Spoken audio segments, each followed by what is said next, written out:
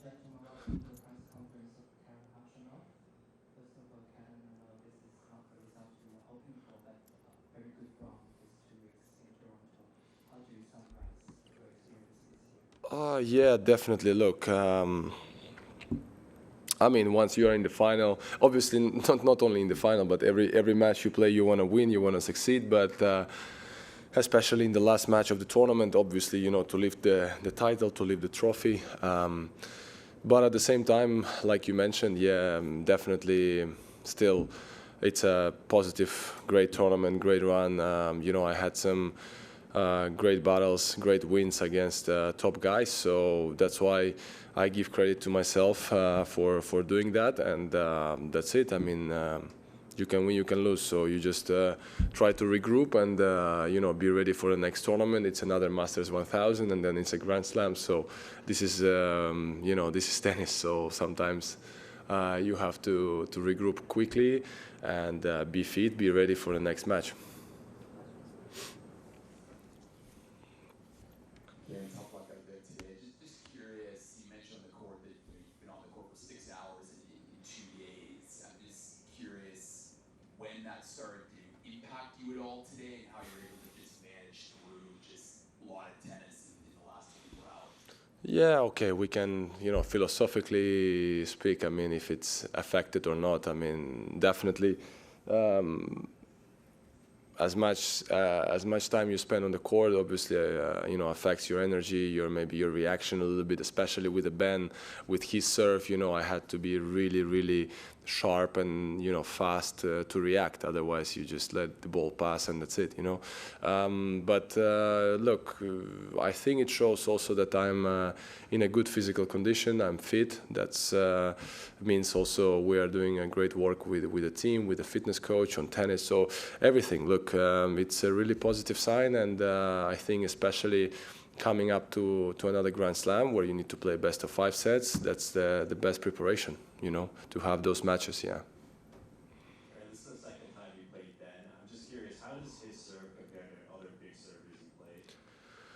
It's different because he's lefty. So obviously it's a huge serve, big serve. I mean, not only in terms of kilometers, but in terms of the placement and the variety, I would say. So that's why it makes it very unique and different. And you need a lot of time to not only adjust, but even adjusting sometimes is not enough. So saying that, I would say, yeah, it's because I played against lefties, big servers, but it's different because if you come forward and he serves, let's say, slice or kick body, then you go back, he serves open wide, then sometimes he goes full, so you really don't know what to expect, and then you have to not only make the return in play, but then it comes a big game after then, so it's not just to push the ball back, you need to really return properly. So that's to make it tough out of him.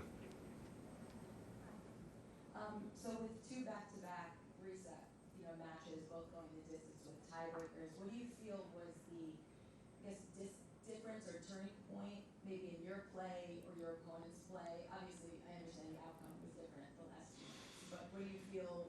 Was there a different tone? How do you attack the tiebreaker tonight as opposed to last night? It's two different players, two different matches. So, it's true that Sasha is also a big server, but apparently in the tiebreaker he didn't put too many first serves, so that was already different, because the balls were more in play, so it was more about the rallies. I would say the same about today, that if there would be rallies, maybe I was dominating and getting more the rallies in my hand. That's the feeling at least I had, but then he served it out like crazy. I mean, he put all the serves in aces, so I give all the credit to him to kind of step up and, let's say, get this win in the tiebreaker. I mean, especially,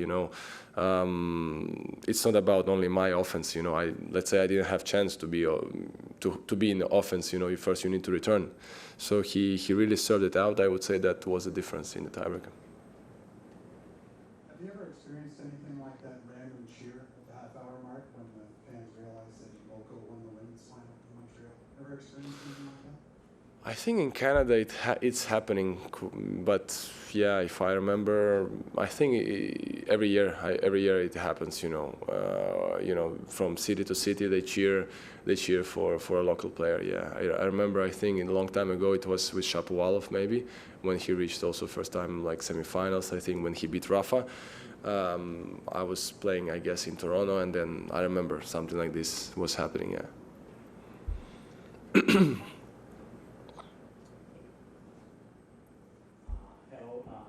Karen, yeah, despite the loss today, congratulations on a great performance in Toronto this week. Now it's been 5 years since you have been working with Pepo Claret. What's the part in your game that you have improved the most since you have him as a coach? Thank you.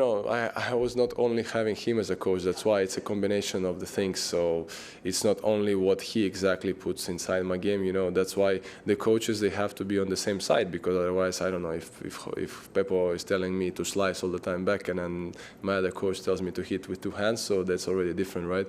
I would say it's general, the whole package, to understand the game better, I would say the main thing what he was working, let's say, with the Feliciano the last 7 years before me.